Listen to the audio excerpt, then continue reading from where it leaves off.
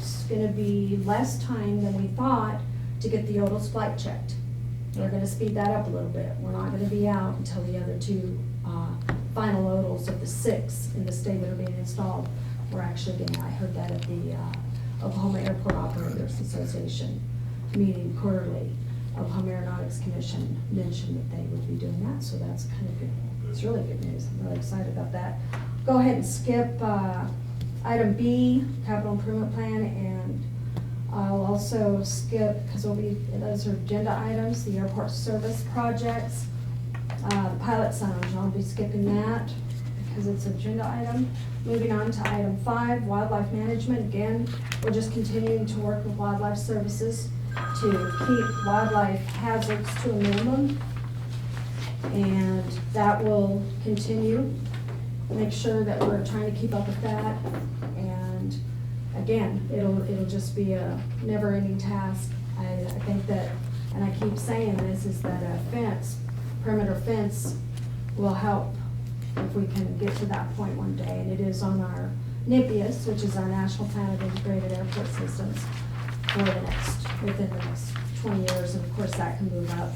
We've actually got it moved up a lot. Next month, I'll be talking about that. You guys give you a We talked about that some already. Don't we have about 75% or more fence already? not 75%. Not even close, I doubt if No. half. Yeah, I took a ride around the perimeter, pretty much perimeter fence, and there's a lot of area that I don't know that it will ever. Can you use your red pointer to show us where the fence is not? Well, Mostly not? right, we don't have fence here, all the way around here, and all the way here. So we have fence right up to here, So and basically, then we we're don't have vulnerable any to wooded until we get back areas. over here. And then we have fence all the way around here, up to right there, and then it cuts, our property line actually cuts through this pond.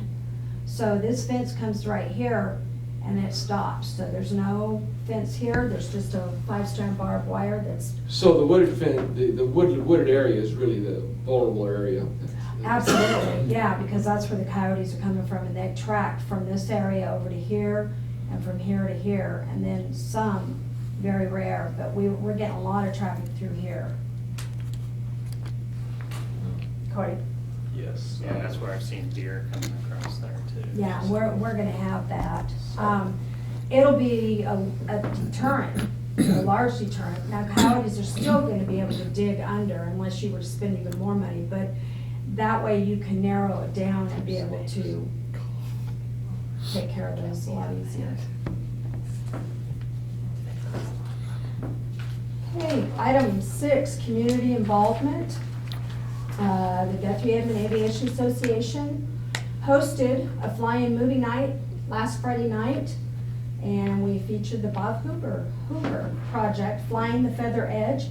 We rented a popcorn maker, ordered some pizza, had some ice-cold bottles of water, and we had over 30 people in attendance.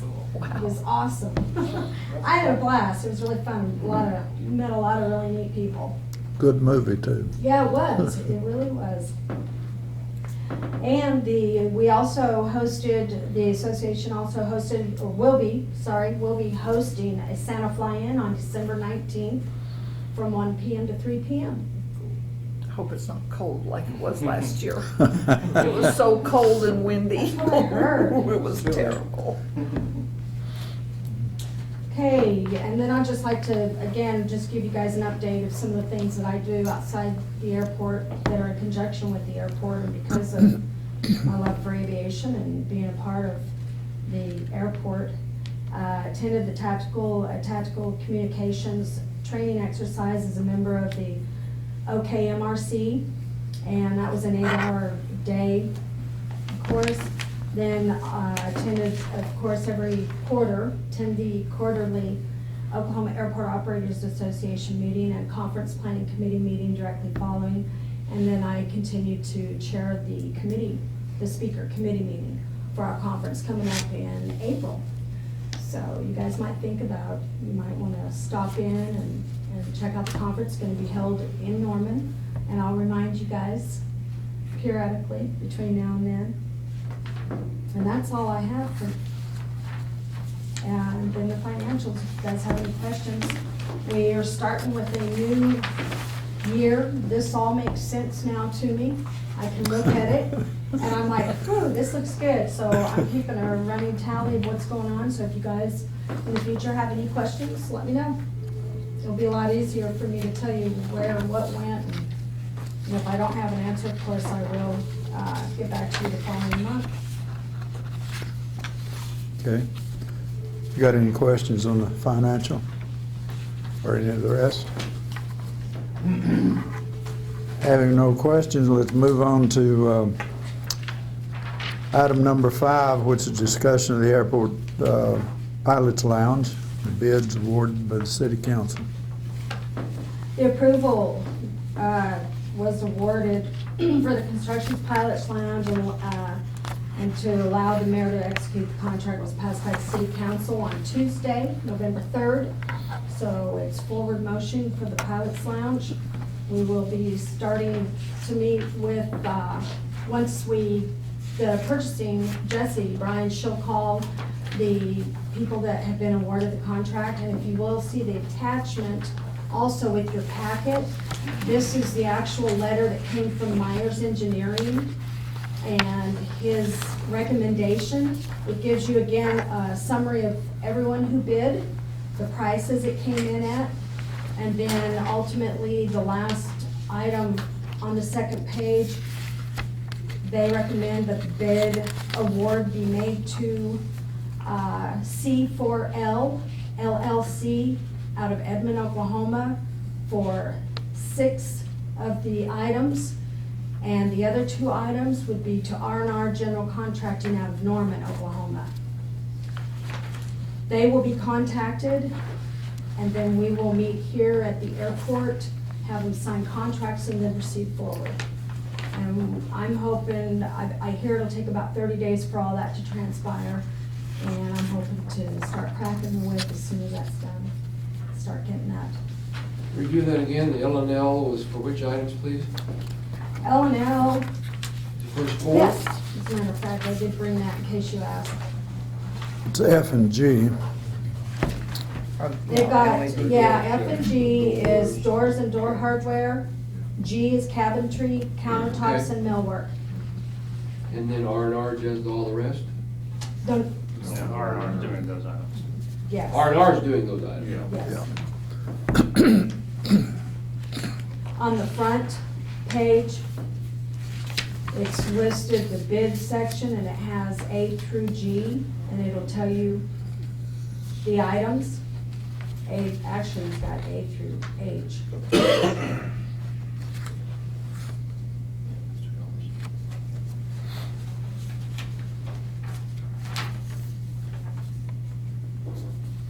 Does that make sense on there, Roger? Yeah. Yeah, okay, great. Good deal. Any other questions on that? Okay, let's move to item number 6, discussion of the capital improvement plan and the future projects. CEC, who is our airport engineer, they are currently preparing our 5-year CIP. What we're planning on doing is a design-only grant in fiscal year 16. We're saving up our NPE funds, our non-primary entitlement funds. Our remaining balance from the projects that we just finished for fiscal year 15 is $76,666. So we'll take that, add it to our NPE for fiscal year 16. We have estimated this to be a little short of what would be needed for both the design and the construction of a new runway lighting system. That's our next project, is the new runway lighting system. So we are doing a design-only grant in fiscal year 16.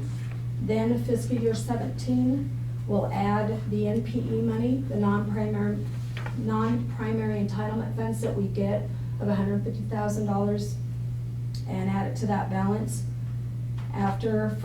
And then we'll begin, so we'll do the design only, and then we'll begin the construction for new runway lighting system in fiscal year 17.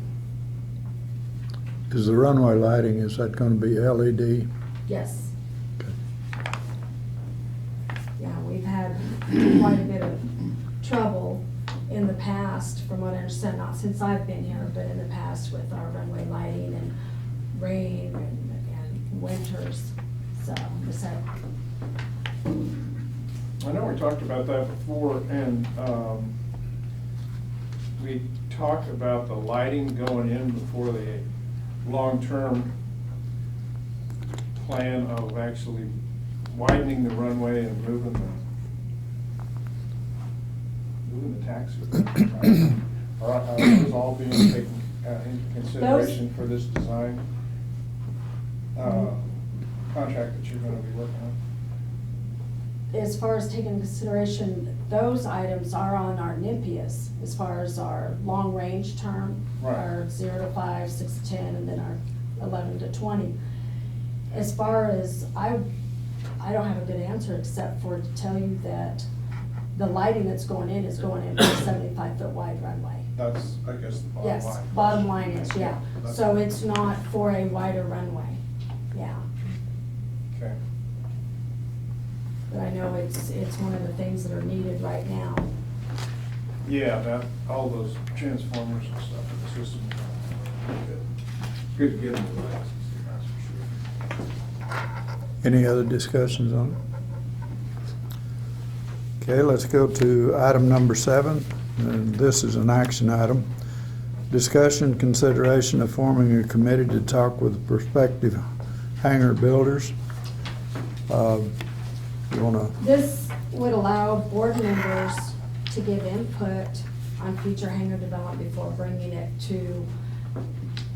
The idea was that when I have people coming in the office, I can't think of all the questions to ask, and it would be better to have, 3 heads are better than one, as the saying goes.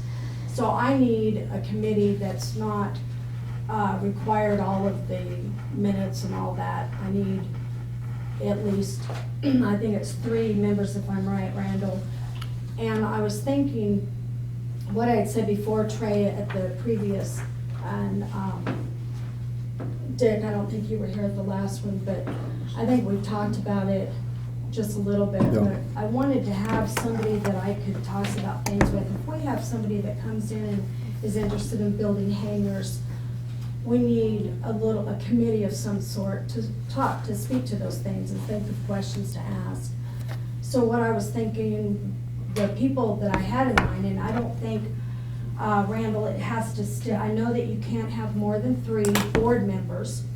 Then what it would be is if I have somebody who wants to come in and build hangars, it'd be them, me, 3 board members, and the contractor, somebody else. Now, a question I did have was, as long as it's not any one board or any 4 board members at one time, I can have 3 different ones all the time, right? Yeah, For the you can committee. have 4, So any yeah, one of the or 3, 4. it's not 3 of the same all the time. But for instance, a good mix, I thought about was, Dick, Gail, and Joe. Joe's been here for years. And then we mix it up and then we talk about some of the ideas we have. If we have somebody come in, then they can speak to things that I wouldn't think of and vice versa. How many step process were you thinking? Sounds to me like you're thinking that you would handle any initial inquiry, but once they have a formula